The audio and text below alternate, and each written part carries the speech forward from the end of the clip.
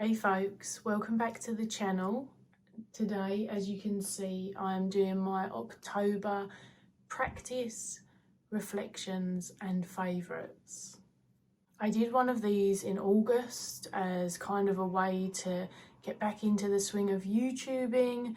It was actually a live stream though, so if it doesn't come up on the uploads, that's why they do separate them out for some reason.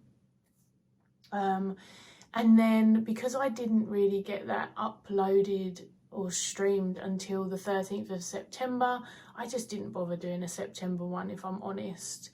But I wanted to come back and try and retain the swing of this, so I decided to do a recorded one this time, perhaps make it a little bit quicker for everyone involved. It's officially November the 1st today, so I'm hoping to be quite on the ball this time. And to be honest with you, my practice has been slow, and I want to say gentle, because other aspects of life just haven't felt that way, and I have deeply needed to pare back in just really big ways. And I perhaps spoke a bit about this in some recent videos. Certainly I spoke about it in my 𝗪𝗁 discussion, and that's the video I would redirect people to if they want to hear a little bit more about my practice over the recent months, and specifically a tarot reading lull, because I still do a lot of work with tarot, but in terms of reading for myself, it's been very quiet. And I haven't felt that much inclined to do so. I'm doing a lot more tarot study or reading for other people, like on my Patreon and stuff. Yeah, it's been interesting. I've pulled a couple of cards for myself. They've been really meaningful. I have been using Oracle a little bit more. Generally, when I'm having a reading lull, I'm referencing all kinds of cards, but specifically it's been even more so tarot. I think sometimes I just find my Oracle decks more versatile for different phases and states of mind than I might do my tarot structures, I suppose. That's not to say there's not loads of juicy other ways to use tarot, which is something I discuss loads on Patreon, but I did mention some ideas in the tarot lull video as well. And loads of people make really awesome videos about that kind of content. But yeah, that's really a summary of my practice very quickly, because there's not much to say. There are things in the making, there's things in the workings that I'm not sharing yet because they're fresh to me. I still continue to work with 𝗺𝗺. I'm still studying Norse mythology and the runes, but as I say, it's all just slowed down, very much so, which is a little bit more unusual for me at this time of the year. I do get to autumn and have like an autumnal clean out, the same as like a spring one. I actually recorded changing around my altar room for my Patreons and bits and pieces like that. I love Halloween, so I've got a couple of little decorations up. I've been really kind of paring back stuff and still going through that process, but this has been so quiet. Normally I'm really getting into a ritualistic phase, and I'm not quite there yet. It seems that I have needed to get real still to properly evaluate what I want before I start moving forwards, and normally that movement is a little bit faster, but this time it's been very much like a legit pause. I had a sabbatical from Instagram end of August the whole way through September. I did go back in October, and I did an October mini challenge, which was very fun, but Instagram is still on its arse, to be honest, and not exactly the place that I once loved hanging out and connecting with community. So I've been redirecting a lot of my attention to obviously my paid subscription. I have a newsletter that comes out kind of bi-monthly / quarterly, and then trying to think up ideas for YouTube actually, and enjoying some of the content that I've recently created. I don't know how desired it is for other people, but I really want to just show up and do the things that I enjoy over here. I'd like to find a nice mix of videos that talk about my practice as well as more sort of deck heavy tags and stuff like that, but the problem is I don't share my face, and a lot of people don't like still imagery for so long. But at the moment I'm enjoying being back on YouTube, so we'll see how it goes. I don't know how to make the videos more exciting when I don't have anything to show you, so if anyone has any ideas feel free to recommend. So yeah, that's me. I had lots of Halloween fun. I will show you a few snippets of my space quickly, but when I say my space, not my altar. You can see it, it very much looks the same. I'll see if I can pan up quickly for you. So that's the top of my altar. I haven't actually changed our animal for October out yet, because as I say, it's November the 1st and I'm a little bit behind because Halloween is kind of a big deal in my family. We dressed up, we did lots of fun stuff.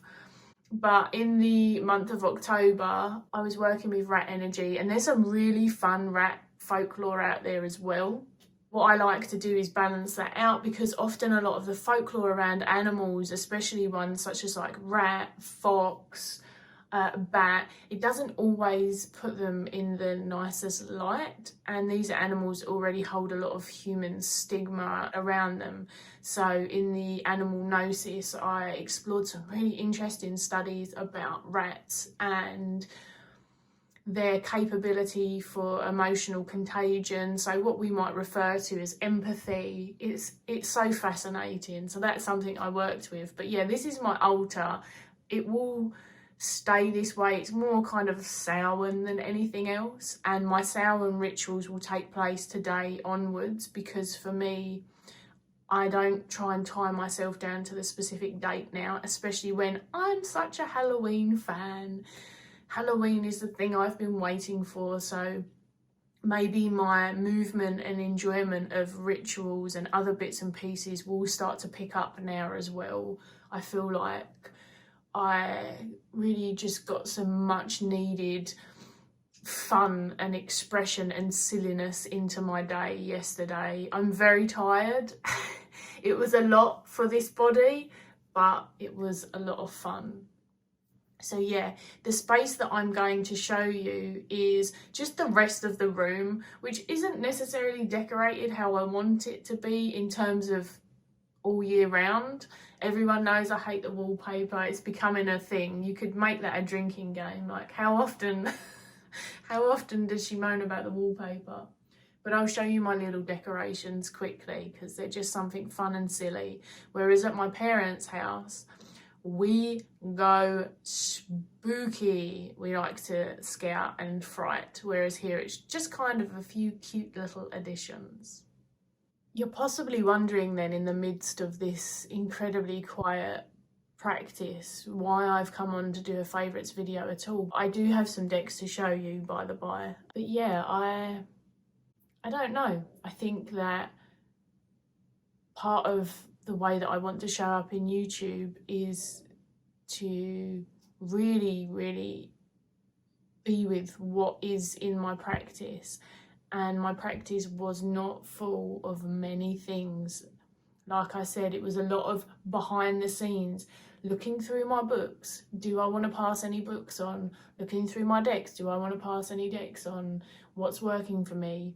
You know, how am I feeling about tarot and oracle, and reflecting on the changes that I want to make for my business at the end of the year, and tier structures, and just things that aren't perhaps very exciting to hear, but are very much at the intersection of having a practice, running a business that is sometimes or somewhat integrated in with your practice, and all of those, yeah, little bits and pieces that many of us do that isn't exciting, but is, I would want to hear more about it anyway. That's kind of been what's going on. It's very wet in England. The weather is doing its its English thing, and I haven't managed to get out much, but I did manage to have this encounter on a very special venture where I went to a crossroads and put an offering out for a new deity, which is very fresh, so I'm not going to talk about it much. But when I got to our local pond, we saw this beautiful heron. The quality is going to be terrible, as you can see, but here is the heron. It's just stunning to see them. I say so close, you know, cameras on phones can only do so much and I'm really zoomed in, but yeah, this was absolutely spectacular. And no, it's not common to see herons where I am because we're not around that much water, and usually they would frequent somewhere far bigger or somewhere with fish. So this definitely wouldn't have been hunting for fish because there aren't any. It's the one thing that this doesn't have over here. The last time I saw a heron was years ago, and it would have either been at somewhere far larger, or I remember one used to come and try and poach fish out of my grandparents' pond. It wasn't very popular, but I liked it. So that was pretty magical, if I'm honest. And as many people who know me very well will know, animal encounters, being in wildlife, it's just a huge part of my practice. It's something that brings me a lot of joy. So a sighting is always a grand thing, and now I get to watch all of the leaves change their glorious like pumpkin-y colours in the autumn season, which is one of my favourite things to do. Let's get on to decks, because that's probably why you're here. I'm gonna get my other deck board out. I mean, I'm kind of an advertisement at this stage for the Pandora Witch Shop, which people ask me about these on a regular basis, and I just don't want to keep saying where they're from all the time, but that's where they're from. But this spread board is very, very seasonal because, as you can see, it's got pumpkins on it. I do use this all year round. I think that that's the beauty of pumpkins anyway, right? But I've had this out, and the deck that I have used the most tarot-wise is, of course, the Halloween tarot. And I'm telling you that this looks amazing on this spread board. I enjoy the aesthetics, and I don't think that that's a reflection of anything about my practice whatsoever, other than the sheer joy that I have for these kinds of things. And you know that I will continue to keep saying that, because things like aesthetic and photography and the way that people show up in different spaces isn't a full reflection of who anyone is, and I think that we can fall into too many assumptions or like black and white thinking otherwise. But how good does this look? And this deck is just Halloween joy at its finest. I am sorry about the sheen, but unfortunately now, until, I don't know, April, May, the lighting's gonna be terrible. So just look at it, it just looks fantastic. And what I love about the Halloween tarot so much is that it feels like Halloween when I was younger. Kitschy, cute, it's very Rider-Waite-Smith, and yet it doesn't feel as clonish to me as some of the other decks that are like this. It definitely isn't, as I've said before, a Halloween time of the year only deck for me, but it's such a solid reader. And this was one of the decks that I did genuinely pull myself some cards from. It was one of the decks that I used in my Instagram challenge, which was called Trick or Treat Treasure Hunt, and it's also one of the decks that I use to do readings on my Patreon. So predominantly the rest of the decks that I'm going to show you are ones that I did Patreon readings with, and they're not even all of my decks that fit this season. But as I say, I didn't go madly into it. There's really not much else to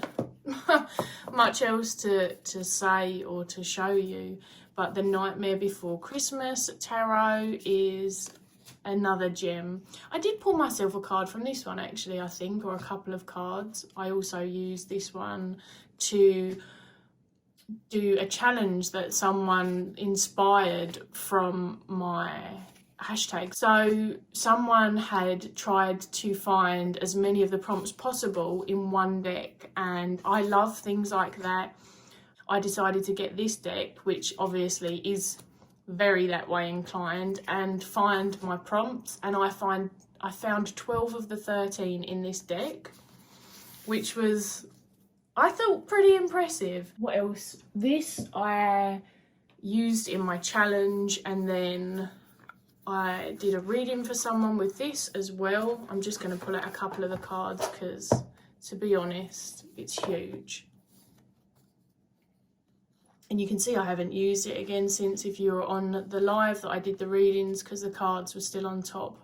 I freaking love this deck so much, but it hurts my hands because the limited edition with a red on it, as you can see, is very large. Recently I watched a video on the 3 Girls 1 Deck YouTube, which, by the way, go and follow it, it's awesome. And Julie was showing this deck. She has the traditional size, not limited edition, which is just the black and white, or black and cream rather, and she added with, I think it was a Sharpie, her own accents of red. And now I'm really gutted that I gave, I think I sold my smaller copy that I had of this away because it didn't have the red on it and it just wasn't working for me, because I think that that is an awesome idea. I'm not massively into deck modding. It hurts my hands as well, but I think I'd have given it a go, definitely. It probably would have taken me a year to complete it, but it looked awesome. So if anyone's looking and thinking, oh, but I missed out on the limited edition, it's too freaking big anyway, I would encourage you to go and check out that video. I think it was their spooky Halloween deck themed one on that group channel. I don't even think I'm going to get the cards out of any of these because they've been seen so many times, and I'm already showing you a lot of decks that people are familiar with. But these are the 3 oracles, along with the Nightmare Before Christmas, the Halloween tarot, and the 𝗪𝗲𝗯𝘀𝗶𝘁 tarot that I took to that particular Patreon live and pulled people cards from. I have mixed feelings about the Halloween oracle. It's probably the one that I have most critique on. I don't like decks that are as small as this commonly. Usually 44 cards, which these 2 are, is my, you know, my minimum in Oracle land. I definitely like a chunky deck. And this one, it has a lot of imagery repetition, which I love a skull as much as the next skull fanatic, but I think so much more could have been done with this deck. Like, it almost feels like it didn't quite get to fulfill its potential, and yet I adore it. So it's not that I don't at all. I wonder if there's any more pictures on the back. There you go. It's freaking awesome. It's a great deck. I still highly recommend it. It's so much fun for this time of year. And if you're someone like me who likes Halloween, then this is going to work for you at other points in the year, so it doesn't really feel like a waste. Obviously, I'm into Jasmine Beckett-Griffith and Lucy Cavendish. I love when these 2 pair up. They make magic as far as I'm concerned. I am a fan of the big-eyed girls. This one I've had for freaking years now, probably about 6 or 7. This one about 4 perhaps. A friend gifted this to me. It was on my wish list. And I watched a lot of really in-depth reviews, and these 2 were definitely the ones that I felt hit my practice and also the things that I enjoy the most. I freaking love vampires, that's no secret, even though I didn't really get my vampire decks out for this season, but they tend to come through in winter, so I'm okay with that. And this animal familiar kind of energy, they really just, yeah, they're just a vibe, but they're very good for this season in particular. And there's a couple more of the images just for anyone who's not familiar. I'm pretty sure that you all are. There is one oracle that I wanted to add in that I have been using that feels very autumnal to me, but not Halloween-y at all. And this has kind of been my go-to deck at the moment, the Woodland Wardens. I am having a bit of a moment with this deck. It's no surprise, I mean, animals and folklore is kind of one of my things. I really love the animal selection. It doesn't necessarily bring any new animals into my decks, and I am mindful of that, but at the same time, I've said to a lot of people, I don't need animals in decks to do the work that I do with animals anyway. So given that understanding, decks are simply that, they're a luxury for me, and I really enjoy the addition of the plant life because that's something that I am not well versed in. So it's a fun little addition that when I'm putting for myself, I'll simply just read the book. Obviously, if I'm reading for others, then I just do my own thing, predominantly then based on the animal. Not even necessarily the keyword, but the keywords are so non-invasive in this deck, and many people will know from watching some of my animal discussion videos that I don't think that keywords are a bad thing on decks anyway, especially oracles, whether they're animal, plant, whatever it is. I think if you can get them nice and small especially, it's often better to have them there for a lot of the people new to the topic or just new to reading than it is to not. That's just my opinion. I often, like I say, don't need them. But yeah, this is a beautiful deck, and the artwork gives me the whole natural history vibe. This is definitely a favourite animal art style of mine. Most of the animals feel quite familiar to me as well, so quite a decent amount of them are local, or if they're not local, they're animals that I've worked with quite a bit over the years, usually because they've been in like the medicine cards, which is obviously very, very American, and I am not. But because that was my first animal deck, it is one that I've worked with a lot. So it's a lovely mix. It's, I think, an interesting animal deck. It does something a little bit different to some of the others out there, and that's what piques my interest, I suppose. I would have loved for more folklore. I thought that there would be a little bit more in it, but I understand the difficulty fitting everything that you want to fit into this, and then the fine line between who you're creating a deck for, which I find when someone's newer to something, actually more information isn't always better. So I think a lot of people now are trying to make decks that are in that sweet spot between beginners and intermediates, and this still does a really beautiful job of that. It's just I'm still hungry for folklore, and that's something I can go and look up myself. But if Jessica ever brought out like an extended book, which very occasionally people do, right? A bit like the Deviant Moon did with his big coffee table book, right, that Patrick created. If she did that, I would be all over it, because I've seen the content of some of her other books. I don't own them, but I've seen them and they're very good. So if she brought an animal one out, that would be awesome. But that's sheer greed on my part. It's still a wonderful deck. And I think because my voice keeps threatening to go and I wanted this to be short, which it is not, I'm going to finish up there and say, yes, there are still books that I'm listening to. Braiding with Sweetgrass is still bringing me deep joy on Audible. I love Robin's voice. It's so soothing. And I think I've said before, I own the book, but listening to her speak her words is highly recommended. That's me. It's quiet. I'm looking forward to bringing some more content. It will be a complete mishmash of whatever the hell I feel like doing.